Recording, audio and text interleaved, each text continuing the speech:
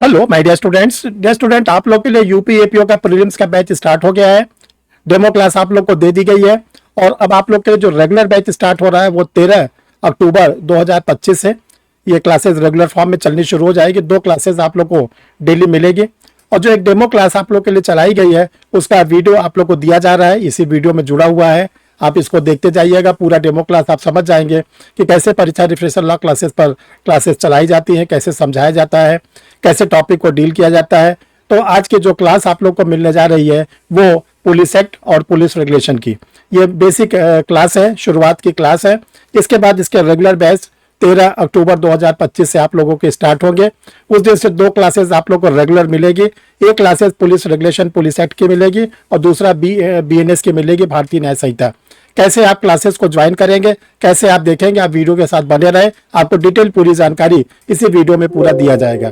चलिए dear student, देखते हैं कि कैसे क्लासेज आज आप लोग के लिए ली गई हैं। जिन लोगों ने अभी तक परीक्षा रिफ्रेशर यूट्यूब चैनल को नहीं सब्सक्राइब किया, सब्सक्राइब कर ले। देखिए, चैनल का सब्सक्राइब करने का सबसे बड़ा फायदा ये होता है कि आपको घर बैठे ये पता चल जाता है कि परीक्षा रिफ्रेशर का कौन सा वीडियो पब्लिश होने जा रहा है। चैनल को सब्सक्राइब करिए, ढेर सारी सुविधाएं आपको घर बैठे मिलेंगी। देखिए डियर स्टूडेंट, जो एपीओ की क्लासेस आप लोग के लिए अब रेगुलर फॉर्म में स्टार्ट हो रही है। रेगुलर फॉर्म जो डेमो क्लास है वो तो इस वीडियो में लगा हुआ है, आप वीडियो के साथ जुड़े रहेंगे तो रेगुलर क्लास आप पूरी जो डेमो क्लास है वो पूरी देख लेंगे। जो एपीओ की ऑनलाइन क्लासेस है, पहली क्लास आप लोग के लिए 6:15 पर ये पुलिस एक्ट पुलिस रेगुलेशन की है। 8 बजे शाम को दूसरी क्लास है बीएनएस की। ध्यान रखिएगा, दोनों क्लासेस आप लोग के लिए जो ली जा रही है वो दोनों क्लासेस जो है वो ऑनलाइन मोड पर ही है। लाइव क्लासेस आपको मिलेंगी और शाम को है। ये रेगुलर क्लास कब से मिलेगी, डेट नोट कर लीजिए, 13/10/2025, 13/2/2025 यानी कि 13 अक्टूबर 2025 को आप लोग को एक क्लास मिलेगी पुलिस एक्ट पुलिस रेगुलेशन की और दूसरे मिलेगी भारतीय न्याय संहिता की। जब क्लास ओवर हो जाता है तब आपको दोनों ये क्लासेस के रिकॉर्डेड वीडियो मिलते हैं। उसमें आपके पास ये लॉन्ग टाइम तक रहता है, आप इसको अनेकों बार इसको देख सकते हैं। जो लोग क्लास में एनरोल्ड होते हैं उनको स्टडी मटेरियल दिया जाता है, वो अपनी स्टडी कर सके, जो प्रिंटेड फॉर्म में होता है और बाई पार्सल भेजा जाता है। फीस को डिपॉजिट करने के लिए आप लोग को 3 इंस्टॉलमेंट की सुविधा भी दे दी गई है। तो ये सब सुविधाओं के साथ आप लोग के लिए बैच स्टार्ट हो रहा है। जो लोग परीक्षा रिफ्रेशर का केवल स्टडी मटेरियल अलग से ही चाहते हैं, उनको बताना चाहते हैं कि परीक्षा रिफ्रेशर की ओर से एक टेस्ट सीरीज निकाली गई जिसमें 5 टेस्ट पेपर है। इसमें हिंदी और इंग्लिश दोनों में है, डिग्लॉट एडिशन में है और इसके साथ साथ इसमें जो आंसर दिए गए एमसीक्यू के वो एक्सप्लेनेशन के साथ है। दूसरा आप लोग के लिए पुलिस रेगुलेशन पुलिस एक्ट निकाला गया है, जो ये भी डिग्लॉट एडिशन में है। इसमें सब्जेक्ट वाइज है और एमसीक्यू दोनों दिए गए हैं आप लोग के लिए। तीसरा कॉन्स्टिट्यूशन ऑफ इंडिया है, इसमें भी आप लोग को सब्जेक्ट वाइज निकाला गया, एमसीक्यू निकाला गया, डिग्लॉट एडिशन में दिया गया है। 3 न्यू क्रिमिनल्स लॉ, इसमें केवल जो 3 नए क्रिमिनल लॉ हैं उनके एमसीक्यू दिए गए हैं। 200 एमसीक्यू बीएनएस के, 200 एमसीक्यू बीएनडबलएस के, 200 एमसीक्यू बीएसए के। टोटल 600 एमसीक्यू इंग्लिश में दिए गए हैं, 600 एमसीक्यू हिंदी में दिए गए। ये भी डिग्लॉट एडिशन में, लेकिन ध्यान रखिए केवल एमसीक्यू दिए गए हैं।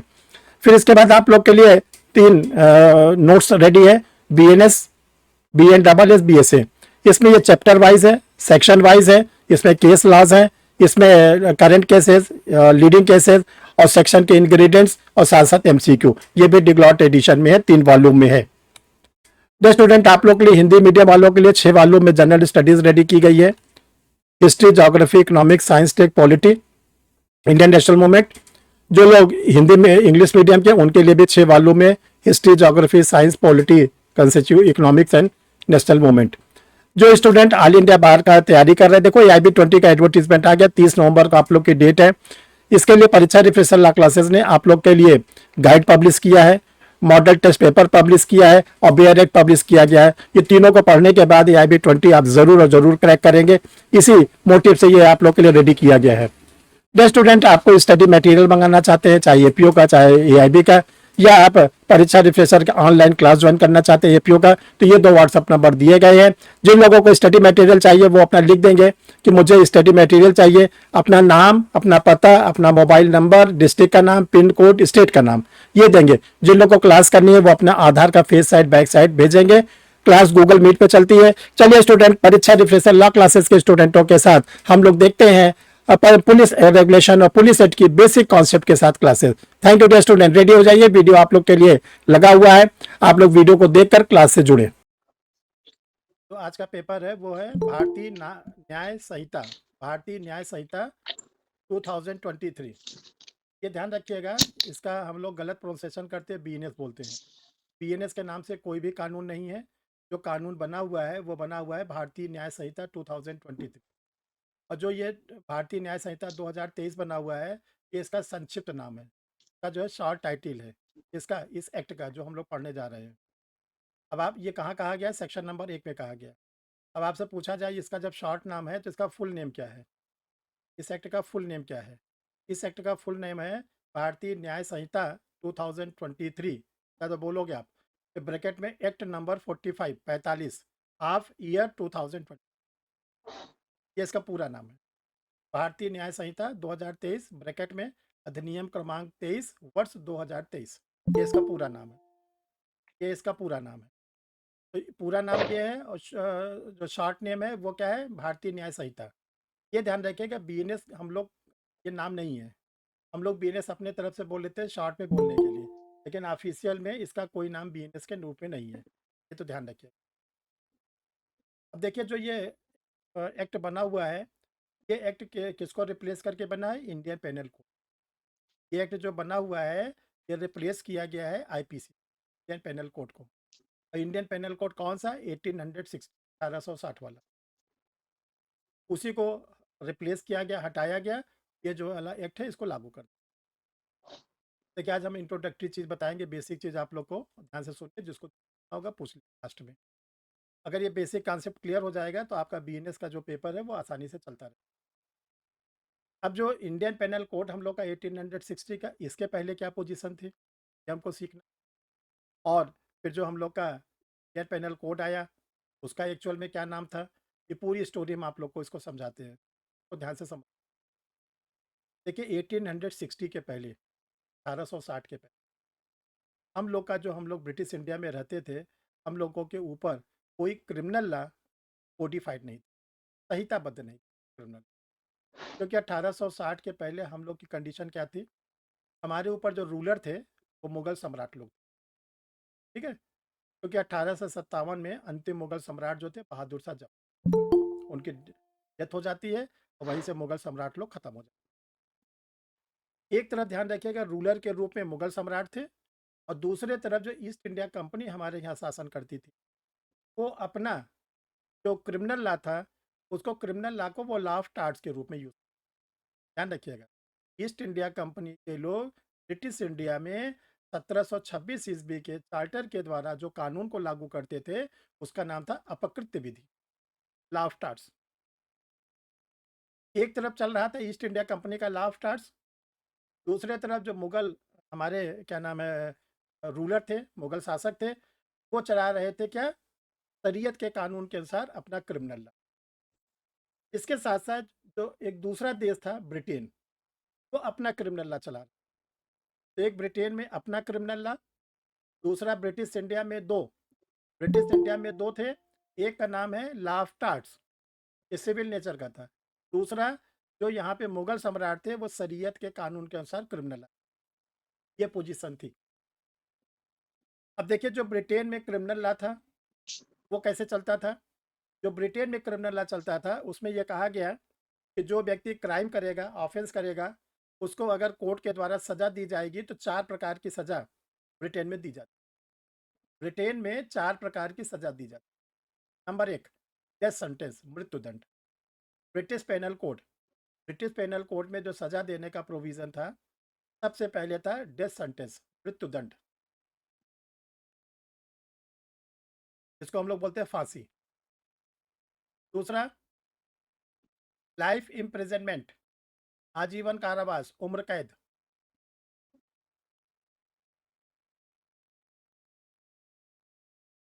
तीसरा इम्प्रिजनमेंट, कारावास।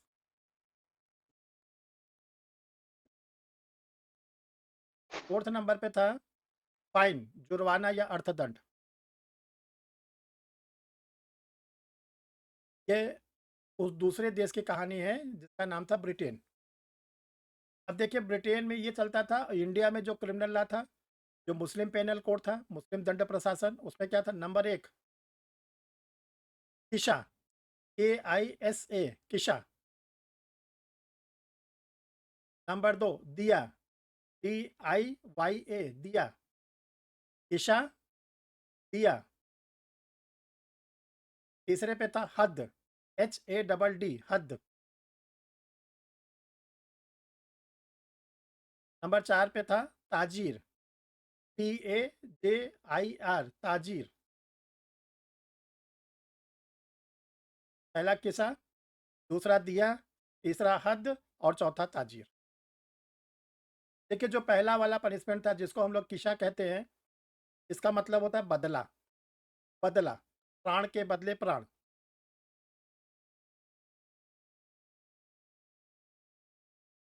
जो दिया दूसरा नंबर का था, इसका मतलब होता है खून का बदला, खून का बदला।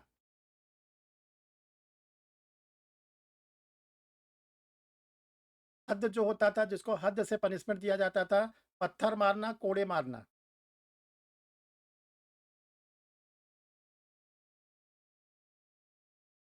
ताजीर का मतलब होता था कारावास में बंद कर देना या देश से निकाल दिया जाता था।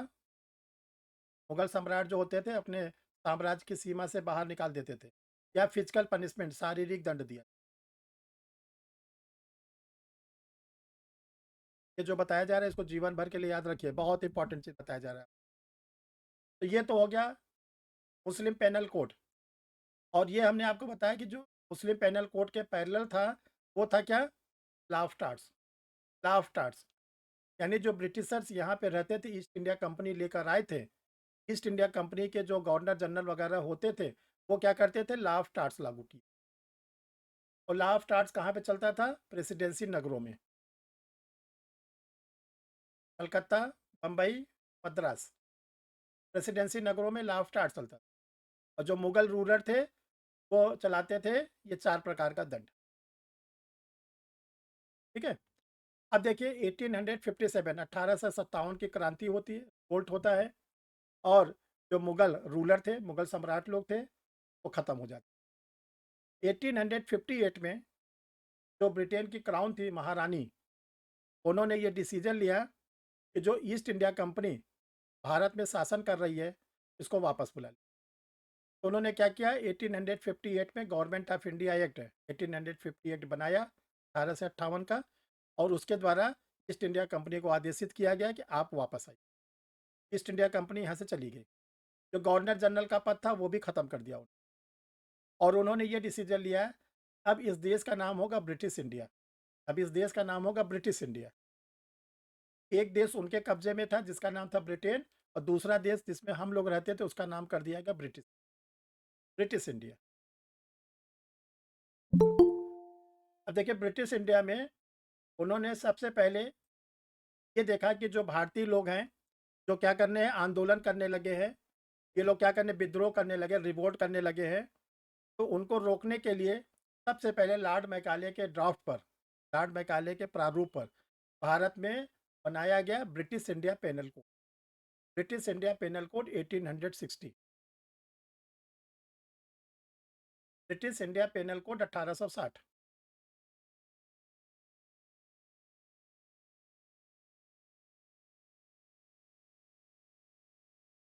जब लॉर्ड मैकाले के ड्राफ्ट पर बनाया गया, तो 6 अक्टूबर 1860 को, 6 अक्टूबर 1860 को उस समय के जो गवर्नर जनरल थे, उन्होंने क्या किया, अडॉप्ट कर लिया, स्वीकार कर लिया, ग्रहण कर लिया। 6 अक्टूबर 1860 को बोलते हैं date of adoption of British India penal code. British India penal code के ग्रहण की तारीख।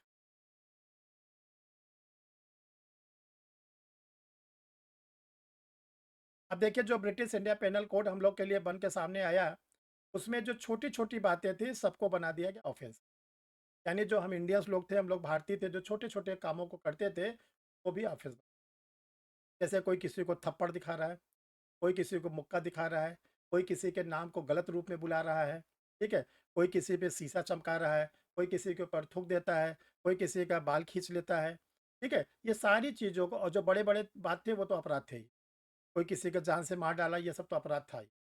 तो उसको क्या किया गया, ब्रिटिश इंडिया पेनल कोड में सारी चीज़ छोटे-छोटे को बना दिया गया ऑफेंस, कोडिफाइड कर दिया। अगर आप किसी का बाल खींचोगे, सिंपल है। किसी को मुक्का दिखाओगे, थप्पड़ दिखाओगे, हमला, असॉल्ट, ठीक? ये सब छोटे-छोटे चीज़ों को ऑफेंस बना दिया गया है। तो जो हमारे इंडियंस थे, जो भारतीय थे, क्या थे वो? टूरिस्टिक, जिसको उस समय बोला जाता था बैरिस्टर। तो वो लोग क्या हुआ, गवर्नर जनरल से जाके मिले और गवर्नर जनरल से ये रिक्वेस्ट कि आपने जो ये कानून बनाया है, इस पे आपने हस्ताक्षर कर दिए हैं, ये बहुत ही कड़ा कानून है, और जो भारतीय लोग हैं, ये तो दिन भर तो यही काम करते हैं। तो इसमें क्या होगा कि उनको तो पता ही नहीं कि अब थप्पड़ दिखाना अपराध हो गया, उनको तो पता नहीं कि मुक्का दिखाना अपराध है, उनको तो ये सब पता नहीं है, वो आपने लागू कर दिया। लागू कर देंगे, ग्रहण तो कर ही लिया है, तो आप ऐसा करिए, अभी इसको रोक लीजिए, अभी इसको लागू मत करिए। बहरहाल जो उस समय के गवर्नर जनरल थे, उन्होंने रोक लिया, यानी कि अडॉप्ट करने के बाद भी उसको इन्फोर्स नहीं किया, लागू नहीं, रोक लिया। और ये तय हुआ, इसका पहले पूरे ब्रिटिश इंडिया में खूब प्रचार किया। उस समय जो प्रचार के माध्यम थे, ढोल बजाना, नगाड़ा बजाना, ठीक है ना? उस तरह से जो है पूरा प्रचार, और ये प्रचार का काम हुआ 6 अक्टूबर के बाद से अक्टूबर के पूरे महीने, नवंबर में, 3 महीना 1860 में, और 12 महीना जो है 1861। टोटल प्रचार का जो काम हुआ वो 15 महीने। 15 महीने में जब इसका प्रचार कंप्लीट हो गया, 1 जनवरी 1862 से ब्रिटिश इंडिया पेनल कोड को लागू कर, जिसे बोलते हैं डेट ऑफ इम्प्लीमेंट, लागू करने की।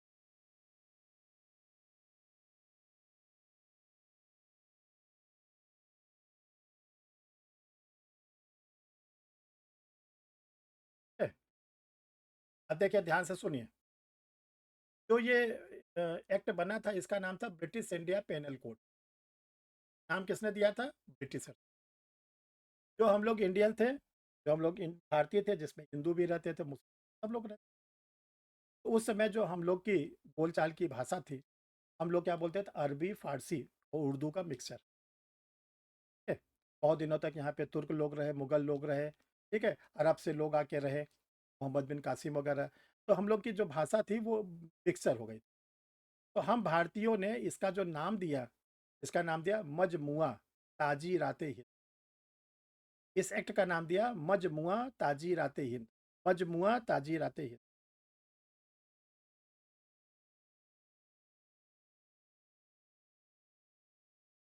अब देखिए, जब ये एक्ट प्रचार प्रसार हो रहा था जोरों से इसका, इसी बीच में ब्रिटेन ने क्या किया कि अपने पार्लियामेंट के थ्रू यहाँ पर एक दूसरा एक्ट पास करके भेज दिया, उसको लागू भी।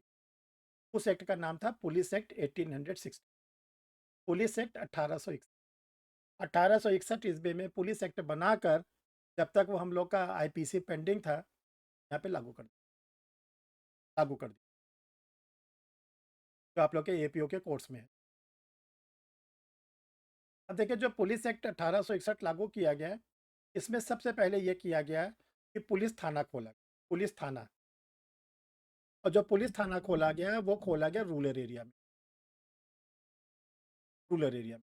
क्योंकि जो हम लोग भारतीय थे 1861 में, सब लोग ग्रामीण अंचल में रहते, मैक्सिमम। शहर में जो रहते थे, दो लोग, एक तो ब्रिटिशर्स रहते थे, अंग्रेज लोग, और जो रहते थे वो सिविल लाइंस में रहते थे, पॉस लोकेलिटी बनाया था सुविधा के अनुसार। और उसी के जस्ट बगल में कैंटोनमेंट एरिया रखते, सेना रखते थे। जो ब्रिटिशर थे 1857 की क्रांति के बाद इतने डरे हुए थे, उन्होंने क्या किया कि शहर में वो रहते थे, और उन्होंने अपने जस्ट बगल में क्या किया था? छावनी बना रखा, सेना, कैंटोनमेंट। आप जितने भी बड़े शहर देखेंगे जहाँ पे सिविल लाइंस है, जस्ट बगल में आप कैंटोनमेंट, ताकि अगर कोई विद्रोह वगैरह करे तो क्या करो? सेना को बुला। और ग्रामीण अंचल में जो हम लोग भारतीय रहते थे 99% के लमसम, वहाँ पे पुलिस थाना, और जो पुलिस थाना का इंचार्ज होता था, उसका नाम इन्होंने दिया दरोगा, जो हम लोग आज भी गलत रूप में बोलते हैं। आज उसका नाम हो गया उप निरीक्षक, सब उसको उन्होंने अनलिमिटेड पावर दे दी, अनलिमिटेड पावर। और उससे ये कहा गया कि अगर तुमको काम करने में कोई रोक टोक लगे, कोई दिक्कत हो, तो हम क्या कर रहे हैं, ब्रिटिशर्स ने उसको बताया कि हम तुमको एक बिचौलिया दे दें जो गांव पे पूरा कंट्रोल रखता है, और उसका नाम रखा गया जमींदार। हम ही भारतीयों में से हम ही भारतीयों में से जो थोड़ा सा पूंजीपति होता था, जिसके पास खेती बाड़ी होती थी, दबंग प्रकृति का होता था, उसको जमींदार कोई जाति विशेष नहीं था, ध्यान रखिएगा, डिजिग्नेशन था, पद नाम था। उसको ब्रिटिशर्स ने क्या किया, जमींदार का नाम दिया, और ये बोला कि जमींदार जो है ये भारतीयों से लगान वसूलेगा, इनसे बंधुआ मजदूरी कराएगा, सब कुछ कराएगा। अब अगर जमींदार के अगेंस्ट ये कभी थाने जाते हैं, कौन, ग्रामीण अंचल के लोग, तो जमींदार के अगेंस्ट कोई एक्शन मत ले। ये उस समय के पुलिस को निर्देशित था। जमींदार क्या करता था, उसको कोई भय नहीं, कोई डर नहीं, कुछ भी करेगा, पुलिस से कोई डर नहीं उसका था। तो ब्रिटिशर्स ने क्या किया, जब तक आईपीसी हम लोग की लागू हो तब तक ये सिस्टम इस्टेब्लिश कर।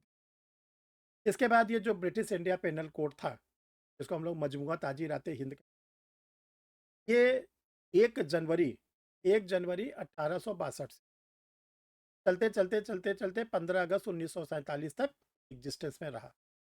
15 अगस्त 1947 तक ये इसी नाम से जाना जाता। जब 15 अगस्त को जो ब्रिटिश इंडिया था ये टूटा, जो ब्रिटिश इंडिया का डिवीज़न हुआ, तो ब्रिटिश इंडिया का जो डिवीज़न हुआ 2 पार्ट में, एक पार्ट बना पाकिस्तान, एक पार्ट बना भारत। एक पार्ट बना पाकिस्तान, एक पार्ट बना भारत। तो भारत के लिए जो बना, अब इसका नाम हो गया आईपीसी, इंडियन पेनल कोड, जिसमें 23 चैप्टर्स और 511 सेक्शन, 23 अध्याय और 511 धाराएं बनाई इंडियन पेनल कोड के नाम। और जो दूसरा पार्ट बटा उसको बोला गया पाकिस्तानी पेनल कोड, जो दूसरे राष्ट्र का क्रिमिनल लॉ बन गया।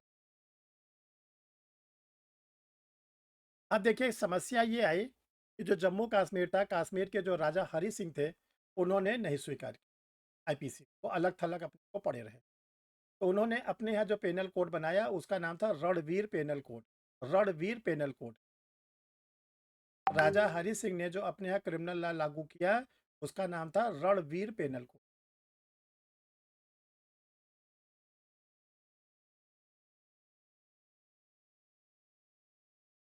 समझ में आ रहा है आप लोग को? तो इतनी अच्छी तरह समझ लो, क्योंकि देखो आगे की जो जनरेशन है उसको ये सब कुछ नहीं पता होगा। उसने तो आईपीसी को दफन कर दिया वैसे भी उठा के, और ब्रिटिश इंडिया पेनल कोड को भी दफन कर दिया है ना। अब वो खुद ही उलझा हुआ है किसमें, बीएनएस में। उसको बीएनएस नहीं समझ में आ रही है, क्या करेगा वो, आईपीसी को ढूंढेगा। तो इसको आप लोग ठीक से समझे रहिए, तो बेसिक कॉन्सेप्ट क्लियर रहेगा। अब देखिए जो हम लोग का स्वतंत्र भारत बना, अब हमारा देश, यहाँ पर 2 कानून लागू क्रिमिनल। पहला लागू हुआ आईपीसी, और दूसरा लागू हुआ क्या, रणवीर पेनल कोड। जो जम्मू कश्मीर था वो भारत का हिस्सा था, लेकिन वहाँ पे हमारे कोई कानून लागू नहीं, ठीक है ना। उन्होंने अपना अलग से बनाया रणवीर पेनल कोड। अब देखिए जो ये रणवीर पेनल कोड था, ये 1947 से चलते ये खत्म कब हुआ, ये प्रीति लता, कब खत्म हुआ रणवीर पेनल कोड? 31 अक्टूबर 2019। 2019, ये ध्यान रखिएगा, 31 अक्टूबर 2019 बहुत ही इंपॉर्टेंट डेट। उस दिन एक कानून लागू हुआ था, उस कानून का नाम था Jammu and Kashmir state reorganisation, Jammu and Kashmir राज्य पुनर्गठन अधिनियम 2019। उसके द्वारा ये कहा गया कि जितने भी भारत के कानून जम्मू कश्मीर में लागू नहीं होते हैं, आज से सब लागू, संविधान भी लागू, सब लागू। 31 अक्टूबर 2019 से जम्मू कश्मीर में कौन सा क्रिमिनल लॉ लागू हुआ, ओजस, कौन सा क्रिमिनल लॉ लागू हुआ वहाँ पर? भारतीय दंड संहिता। हाँ, आईपीसी लागू। आप तो बोले नहीं, और कौन बोला? ये राजन बोल रहा हूँ सर, हापुड़ से। आए, कैमरा ऑफ की हो राजन, ऑन करिए। जी सर। कैमरा ऑफ करके क्लास नहीं लिया जाता, ऑफेंस है, आपके खिलाफ एफआईआर हो जाएगी, हम नहीं जानते, ठीक ना। हाँ ये अच्छा सर। क्राइम है, कैमरा बंद करके लेना वो है। कई लोग के खिलाफ एफआईआर चल रही है, जो पुराने लोग का डिस्पोजल नहीं। तो ये ध्यान रखिएगा जी सर। कि वहाँ पर लागू कर दी गई आईपीसी। अब आपके एग्जाम में पूछ लिया गया है एपीओ में कि जम्मू कश्मीर में आईपीसी, अब आपने कहीं 6 अक्टूबर 1860 लिख दिया, कहीं 1 जनवरी 1862 लिख दिया, कहीं आपने गलती से लिख दिया 1 जुलाई 2000, गए काम से। अभी तो लग रहा है कि बहुत इजी है, लेकिन एग्जामिनेशन हॉल में प्रेशर रहेगा। तो आईपीसी वहाँ पर लागू हुई कब? 31 अक्टूबर 2019। चलो क्वेश्चन, आईपीसी कब तक लागू थे जम्मू कश्मीर में? जम्मू कश्मीर राज्य में आईपीसी कब तक लागू थी? सर जुलाई 2023 तक। कब तक? जब 31 अक्टूबर को लागू हो गई तो कब खत्म हुई? अभी भी चल रही है आईपीसी वहां पर? नहीं सर, 30 जुलाई तक, 30 जुलाई 2023। 1 जुलाई को तो लागू हो गया। सॉरी इतना सर। इतना घबराते क्यों? जैसे लगता है फांसी के साथ। अरे आराम से बता, पूजा कब लागू हुई वहां पे बताइए। तो आप लोग का आंसर होगा कि वहां पे जो लागू थी वो कब तक थी? 30 जून 2024 को। कब तक? तो आंसर लिख लो, 11:59। 11 ये बहुत इंपॉर्टेंट, 11:59 पीएम तक, रात्रि तक, मध्य रात्रि तक, 30 जून तक पूरे भारतवर्ष में लागू थी आईपीसी। वो चाहे जम्मू कश्मीर रहा हो और चाहे अन्य राज्य। ठीक, जैसे ठीक 12 बजा, मिडनाइट, अर्धरात्रि हुई, उस डेट को हम लोग बोलेंगे 1 जुलाई 2024। तो रात को ठीक 12 बजे से 1 जुलाई 2024 लग गया और पूरे भारत में लागू कर दिया गया बीएनएस, भारतीय न्याय संहिता 2023। एक्ट है 2023, तो लागू हुआ 2024। ये ध्यान रखिए, गलती नहीं होने। अब देखिए, जब हम लोग का आईपीसी, ध्यान रखो, फिर जरा पीछे आते हैं, वापस लौटिए। जब 1860 में बना, 1860 में लागू की, 1862 में। तो ये हुआ कि जो आईपीसी है या बीएनएस हम लोग पढ़ते हैं, ये है क्या? ये केवल डिफरेंट डिफरेंट क्राइम को क्या किया गया, डिफाइन किया गया, उसके पनिशमेंट को बताया। पूरे आईपीसी में या बीएनएस में एक ही चीज को बताया गया है, विभिन्न प्रकारों के अपराध और उनके दंड। और जो विभिन्न प्रकार के अपराध है उनको दो पार्ट में क्लासीफाई, एक बोला गया ऑफेंस अगेंस्ट बॉडी, एक बोला गया ऑफेंस अगेंस्ट प्रॉपर्टी, एक बोला गया संपत्ति के विरुद्ध अधिकार, एक को बोला गया शरीर के विरुद्ध अपराध, जिसको मीडिया क्या बोलता है, बोलचाल की भाषा में लोग क्या बोलते हैं, जान माल का खतरा। जान मतलब शरीर, बॉडी, माल मतलब संपत्ति, प्रॉपर्टी। तो पूरे क्रिमिनल लॉ को जो हम लोग पढ़ते हैं, या तो शरीर के विरुद्ध अपराध है या तो संपत्ति।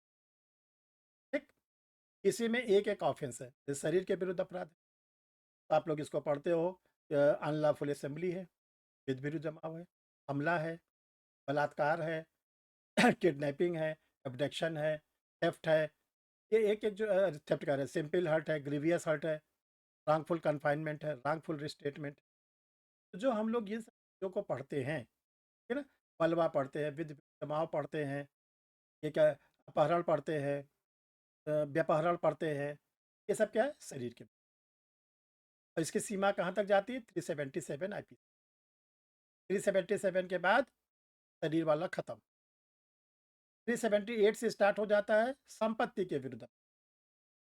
वहां से क्या शुरू होता है? चोरी, थेफ्ट, एक्सटर्सन, अपकर्षण, रॉबरी, लूट, डकैती, डकैती, रॉन्गफुल कन्फाइनमेंट, अरे वो क्या, वो criminal misappropriation of the property, criminal breach of trust, cheating, ये सब क्या पढ़ते हैं हम लोग? प्रॉपर्टी, प्रॉपर्टी के लिए। तब ये कहा गया कि आईपीसी में, क्योंकि व्यक्ति को क्या होता है, जो एक्यूज्ड होता है, अभियुक्त होता है, वो क्या करता है, या तो किसी के शरीर को डैमेज करता है या किसी संपत्ति को। तब ये इंडियन पेनल कोड में कहा गया कि उसको जो पनिशमेंट दिया जाए, जो व्यक्ति अपराध करता है उसको दंड दिया जाए, तो जो दंड दिया जाए उसके शरीर को दिया जाए, उसके संपत्ति को, या तो उसके शरीर को दंड दिया जाए जिसको हम लोग बोलते हैं कारावास, या तो उसकी संपत्ति को दंड दिया जाए जिसको हम लोग बोलते हैं जुर्माना, या अगर उसने ज़्यादा गंभीर अपराध किया है उसके शरीर को भी दंड दो और उसके संपत्ति को। तब आईपीसी के सेक्शन नंबर 53 बना। सेक्शन 53, सेक्शन 53 में 6 प्रकार के दंड बताए।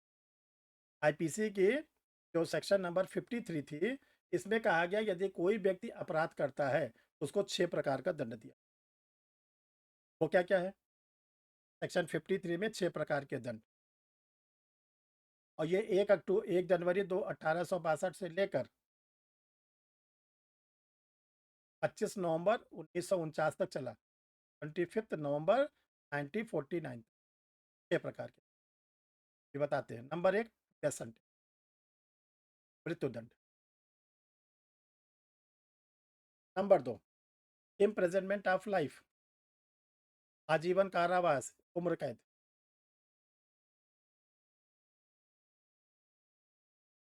नेक्स्ट, ट्रांसपोर्टेशन फॉर लाइफ, आजीवन पर्यावसान, ब्रैकेट में लिख लो काला पानी। Fourth, imprisonment which is rigorous और सिंपल, कारावास कठोर या सादा।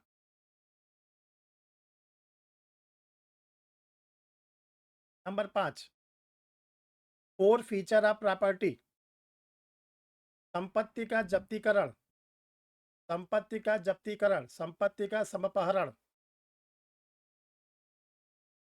और 6 नंबर पर फाइन, जुर्माना या अर्थदंड। तो देखो 1862 में जब हम लोग की आईपीसी लागू हुई, ये 6 प्रकार के थे। नंबर 1, 2, 3, 4 ये थे शरीर के विरुद्ध। ये 4 प्रकार के दंड दिए जाते शरीर को। किसी को फांसी दी गई, आजीवन कारावास दिया गया, काला पानी दिया गया, ठीक है ना। तो क्या उसको क्या नाम है, सिंपल या रिगरस, कठोर या सादा कारावास। 2 प्रकार के दंड संपत्ति के। एक था कि उसकी संपत्ति को जब्त कर ले, कुर्की है, या उसे जुर्माना, ठीक है। लेकिन जब 26 जनवरी 1926 पर 1940 उस दिन हम लोगों ने कॉन्स्टिट्यूशन को अडॉप्ट किया, संविधान को जब संविधान को ग्रहण किया गया तो ये देखा गया कि जो काला पानी की सजा होती है, ये तो संविधान के उल्लंघन,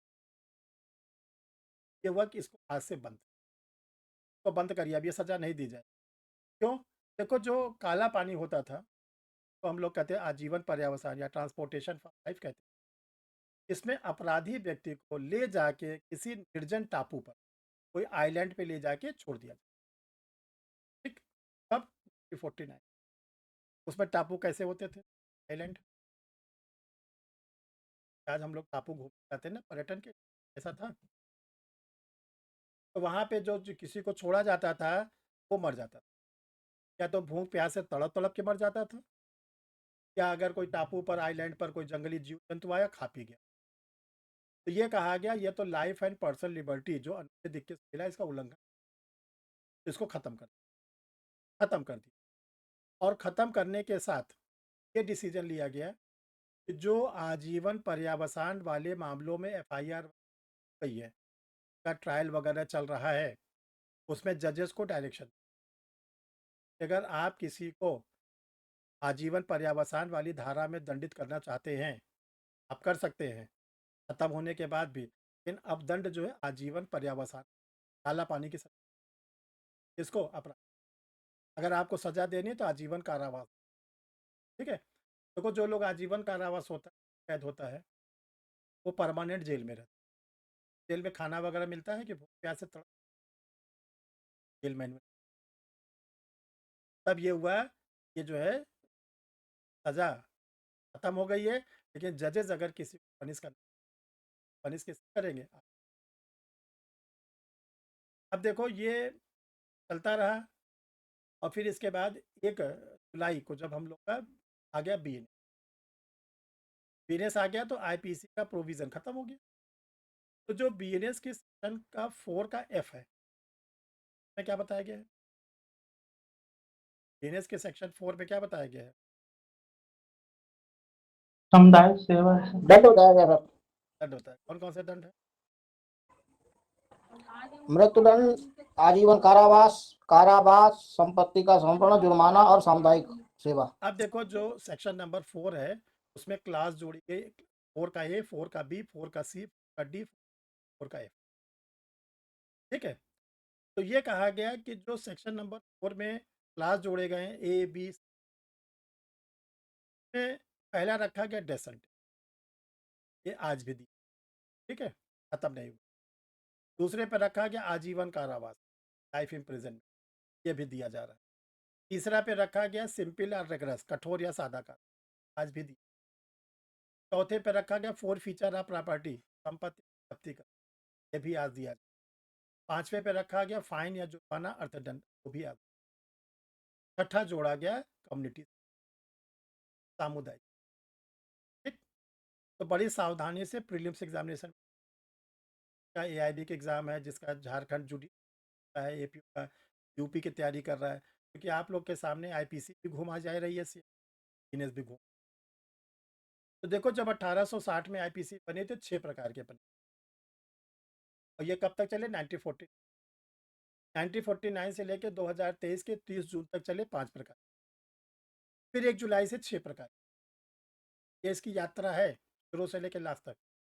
अब आपसे ऐसा भी आ सकता है बीएनएस में क्वेश्चन टेबल फॉर्म, एक तरफ दे दे टेबल ए, एक तरफ दे दे टेबल। टेबल ए में 6 प्रकार के पनिशमेंट का नाम लिख, टेबल बी में सेक्शन लिख दिया, और सेक्शन को उन्होंने कर दिया डिसऑर्डर में। जैसे पहला लिखा डेथ सेंटेंस, उसके आगे लिख दिया 4 का सी, फिर उसके नीचे लिखा लाइफ इम्प्रिजनमेंट, में लिख दिया 4 का डी। ऐसे आपसे डिसऑर्डर में एक एमसी कहा जा सकता है। जो लोग यूपी कर रहे हो या बिहार, आपसे कहा जाएगा टेबल ए को टेबल। उसका तरीका क्या है? जो ऑफेंस सीरियल से दिए सीरियल को, डेथ सेंटेंस 4 का ए, लाइफ इम्प्रिजनमेंट 4 का बी, इम्प्रिजनमेंट सिंपल और रिगरस 4 का सी, 4 फीचर ऑफ प्रॉपर्टी 4 का डी, फाइन जुर्माना या अर्थदंड 4 का ई, कम्युनिटी सर्विसेज का एफ। अगर ऐसे आपको याद रहेगा टेबल में। फिर आपसे ये पूछा जा सकता है जो कम्युनिटी सर्विसेज है, सामुदायिक सेवा है, ये किस सेक्शन में है? जो भारतीय न्याय संहिता है उसके किस सेक्शन में सामुदायिक सेवा को दंड के रूप में देने के? आपका आंसर होगा। आपसे एग्जामिनर ये भी पूछ सकते हैं सामुदायिक सेवा कहता है, सामुदायिक सेवा करने के बाद वो अपराधी कहलाएगा नहीं कहलाएगा? अगर कोर्ट ने कहलाएगा सर। अगर कोर्ट ने कहा कि जाइए 1 महीना सामुदायिक सेवा करिए, गुरुद्वारा में लंगर खिलाइए, आप जाइए अनाथालय में बच्चों को भोजन वोजन कराइए, आप जाइए मेला में ड्यूटी करिए, अस्पताल में आपको भेज दिया गया जाइए अस्पताल में साफ सफाई का काम करिए, कुछ भी लगा दिया, 1 महीना 2 महीना जो भी कोर्ट, अगर उस काम को आप ठीक, उसके बाद जब आपने अपनी जिम्मेदारी को ठीक से निभा लिया, क्या आप अपराधी कहलाएंगे कि नहीं? सामुदायिक सेवा का दंड पूरा करने के बाद भी वो व्यक्ति अपराधी कहलाएगा कि कल कहलाएगा? अपराधी कहलाएगा सर। अपराधी कहलाएगा सर। ध्यान रखना, अगर किसी को कन्विक्शन के बाद प्रोविजन पर छोड़ दिया गया तब भी अपराधी होगा सर। नो नो, अगर किसी को परिवीक्षा फर्स्ट ऑफेंडर रेट का रिलीफ, तब अपराधी परिवीक्षा अधिनियम कि जाइए आपको परिवीक्षा पर छोड़ा जाता है, अब वो परिवीक्षा को सफलतापूर्वक निभा, परिवीक्षा की सारी शर्तों को पूरा करता है, ये ध्यान रखिएगा, उसको फिर एक्विटी। यही दोनों में बेसिक डिफरेंस है कि आप लोग से इंटरव्यू में भी पूछा जाएगा और प्रीलिम्स में। परिवीक्षा अधिनियम 1958 प्रोविजन एक्ट 1958 में अगर किसी को प्रोविजन का रिलीफ दिया गया और वो उसको निभा ले जाता है तब वो कहलाएगा एक्विटी। सामुदायिक सेवा का दंड अगर कोई निभा ले जाता है उसके बाद भी कहलाएगा वो क्या? सामुदायिक सेवा करने से फायदा क्या मिला? सामुदायिक सेवा करने से फिर फायदा क्या मिला? कौन बताएगा? नहीं, मैं बता, राजन बताइए। राजन नहीं, क्या फायदा मिला फिर सर सामुदायिक सेवा सर पता नहीं इसके बारे में। का? आंसर आप लोग बताएं। जेल जाने से आप रोक। ये क्यों बनाया गया? जेलों में अपराधियों की भीड़ न लगने, और जेलों में अपराधी हो, तो ये कहा गया कि ऐसे मामलों में उसको जेल से बाहर ही रखा जाए और उसको सुधरने का मौका। सामुदायिक सेवा का जो दंड दिया जाता है वो गंभीर अपराधों में दिया जाता है। तो नहीं सर। जैसे फॉर एग्जाम्पल, एक एग्जाम्पल सॉल्व करिए। चोरी, चोरी के मामले में सामुदायिक सेवा का दंड कब देगा ट्रायल वाला मजिस्ट्रेट? पहला, जो चोरी की संपत्ति है वो 5,000 रुपए से कम, पहला ग्राउंड। स्टोलन प्रॉपर्टी जो है बिलो 5,000।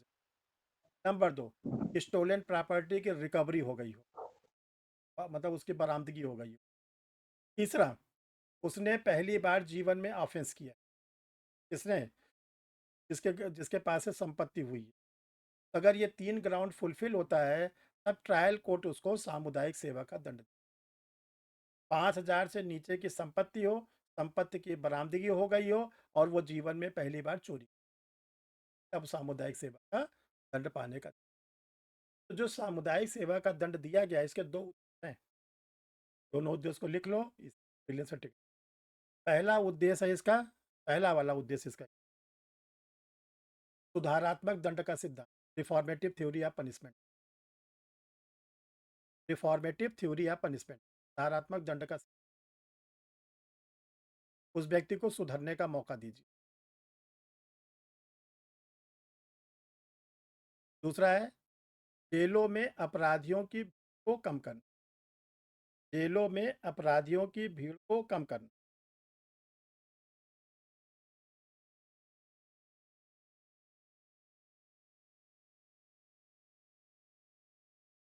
ये दो इसके जो है बेसिक कॉन्सेप्ट है। ये इसके दो क्या है? Basic concept. सर दूसरा पीस बता दीजिए। दूसरा लिख लिए, जेलों में अपराधियों की भीड़ को कम करना। सर ये 5,000 से नीचे है या 5,000 रुपये तक है? बिलो बिलो बिल थेफ्ट के मामले में। अच्छा अच्छा। चलिए, अब अगर आपसे ये पूछा जाता है कि जो बीएनएस लागू किया गया है आईपीसी के कितने वर्षों के बाद, हर बार कितने दिनों के बाद लागू किया, कितने साल के बाद लागू? अब एग्जामिनेशन हॉल में आप बैठ के काउंटिंग करोगे, काउंटिंग करोगे तो कितने देर में काउंट होगा? 5 मिनट 6 मिनट तक आपके कई एमसी। फिर कितने वर्षों के बाद लागू हुआ?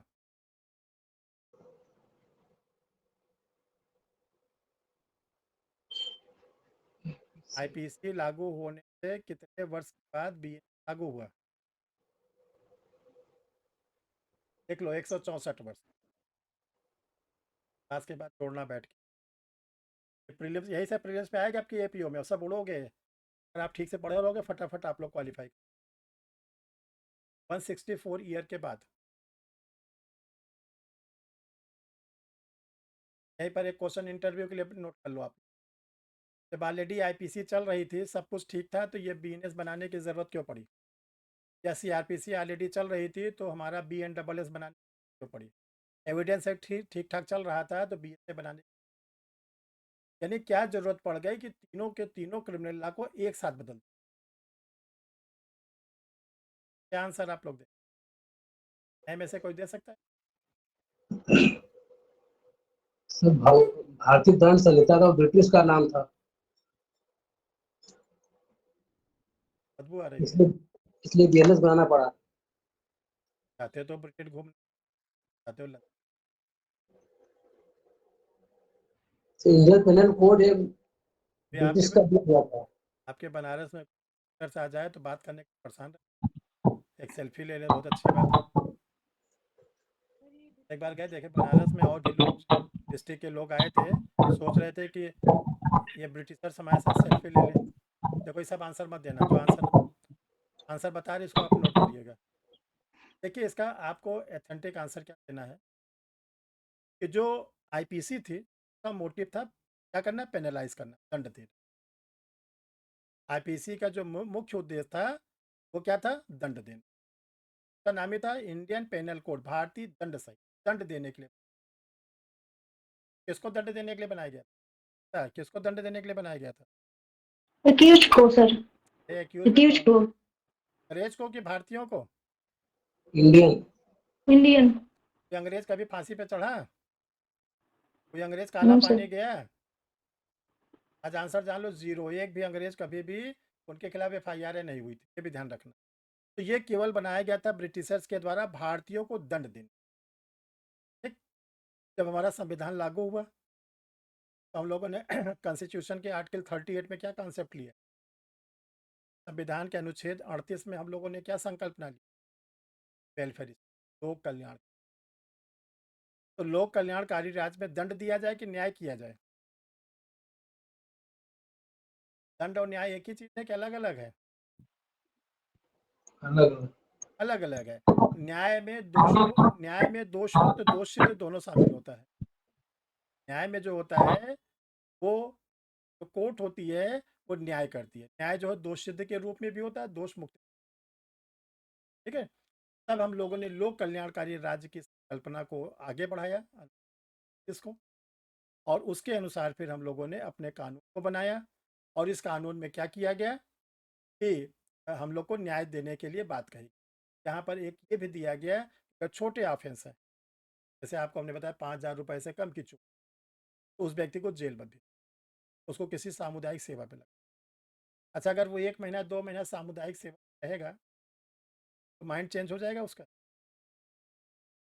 अगर मान लो गुरुद्वारे में भेज दिया गया कि जाइए गुरुद्वारा में लंगर लंगर चलता है, वहाँ पे आप 2 महीना खाना पीना, आप जाइए हॉस्पिटल में 2 महीना सेवा दीजिए, आप जाइए अनाथालय में 2 महीना सेवा दीजिए, ऐसे जगह का लगा दिया गया तो उस माइंड में जो क्रिमिनल एक्टिविटीज़ आ गई थी, जो उसका मन मस्तिष्क दूषित हो गया था, सुधार हो जाएगा, सुधार हो जाएगा। तो हमारा एक नागरिक बच जाएगा, हमारा एक नागरिक जो बिगड़ गया था ठीक हो गया। इसी को बोलते हैं न्याय, इसी को बोलते हैं न्याय। तो आपका आंसर होगा कि जो तीनों कानून को बदला गया है, इसलिए बदला गया है कि ब्रिटिश पीरियड में कानून बने थे वो केवल भारतीयों को दंड देने, और जो हमारी सरकार ने तीनों कानून को बनाया है ये भारत के संविधान के अनुच्छेद 38 को लागू कर, भारत वेलफेयर स्टेट हो, लोक कल्याणकारी राज्य बने, इसलिए इस कानून को इंटरव्यू का मोस्ट कॉपी में लिख लेना। उल्टा सीधा मत बताना है कि वो ब्रिटेन का था, ये सभी आपका आंसर। ये हमने जो आपको बताया हिस्टोरिकल बैकग्राउंड, एक ऐतिहासिक, ठीक है, हमने भी, ये बात आपको समझ में आ गई? किसी को कुछ पूछना हो तो पूछ। सर BLS में यही लिखेंगे ना कि अनुच्छेद 38 को सुनिश्चित करने के लिए। हाँ, आप लिखोगे संविधान के अनुच्छेद 38 कहा गया कि भारत को लोक कल्याणकारी राज्य बनाइए, तो लोक कल्याणकारी राज्य में लोगों को दंड दोगे, काला पानी आनी भेजोगे, या लोगों के साथ न्याय करोगे? न्याय करने के लिए जो हम लोगों ने सामुदायिक सेवा बनाया, का उद्देश्य क्या है? सुधारात्मक। एक घर का कोई प्राणी अगर गड़बड़ हो गया, परिवार का, रिलेटिव का, तो हम लोग क्या करते हैं? हाथे तोड़ लेते हैं। अगर परिवार का कोई व्यक्ति गड़बड़ हो गया, क्या करेंगे? वो काला पानी भेज देंगे। उसको समझाया जाता है, उसको रिफॉर्म, उसकी काउंसलिंग, ठीक ना? तो वो धीरे धीरे धीरे क्या हो जाता है? रिफॉर्म हो जाता है, रिफॉर्म हो जाता है, फिर उसको ताकत आ जाती है, फिर वो सही रूप में काम करता है। जैसे 30 मई 2025 को सुप्रीम कोर्ट का आर्डर आया 3 ईयर प्रैक्टिस रूल। नए बच्चों के साथ दिक्कत आई, जो बच्चे LLB कर रहे थे, LLB में एडमिशन लिए थे या फाइनल ईयर में थे, उनकी स्थिति ये हो गई कि वो मैक्सिमम डिप्रेशन, ठीक, उनको ये समझ में नहीं आता हम क्या करें अब। क्यों? जिस दिन हमने LLB में एडमिशन लिया था, हमारा क्या उद्देश्य था? जज बनना था, जज बनने के लिए एडमिशन। और अब कहा जा रहा है कि LLB के बाद पहले 3 साल प्रैक्टिस करो। अच्छा, 3 साल के बाद ज़रूरी है कि वैकेंसी आ जाएगी? अच्छा चलो, वैकेंसी भी आएगी, ज़रूरी है कि आपका सिलेक्शन हो जाएगा? सब अनसर्टेन है, पूरा का पूरा अनिश्चित के में झोंक दिया गया। ठीक, तो कम से कम 100-150 बच्चों के पता चलता है ये कोई रिलेशन में है, जैसे आपका बेटा बेटी है, फ्रेंड का है, दुनिया भर का। आप लोग से खाली हुए, पता चला जरा 10 मिनट हमारे बच्चे से। और तो और अपने अपने खुद के बेटे को काउंसलिंग करने में हमको बहुत टाइम आगे हो गया। हम 3 साल वेट नहीं कर, तो रिफॉर्म करने से बच गए।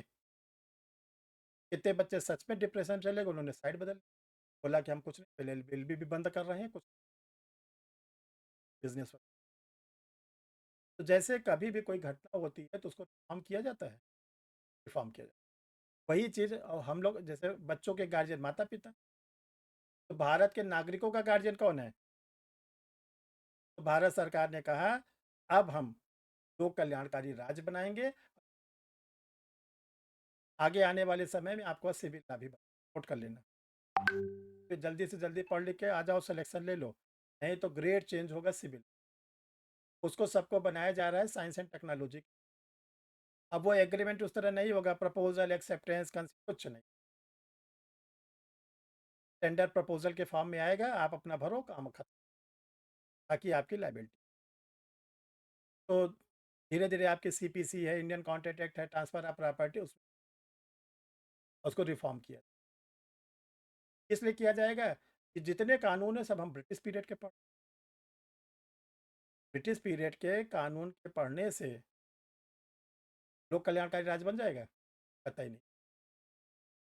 आज सुबह में लॉ ऑफ टार्ट्स पढ़ा रहे थे, हमने बताया कि जिसमें ब्रिटिशर्स आए थे तो हमारे यहाँ चैप्टर न्यूसेंस इसलिए बनाया कि प्रेसिडेंसी टाउन में रहते थे, वो शोरगुल पसंद नहीं था, तो उन्होंने न्यूसेंस।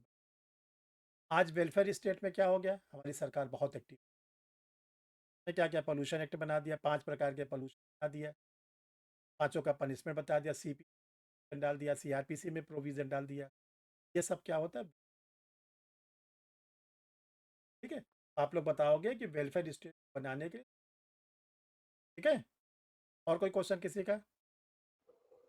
सर कल के क्लास में जो सीईसी अपॉइंट होते हैं, कौन अपॉइंट होते हैं?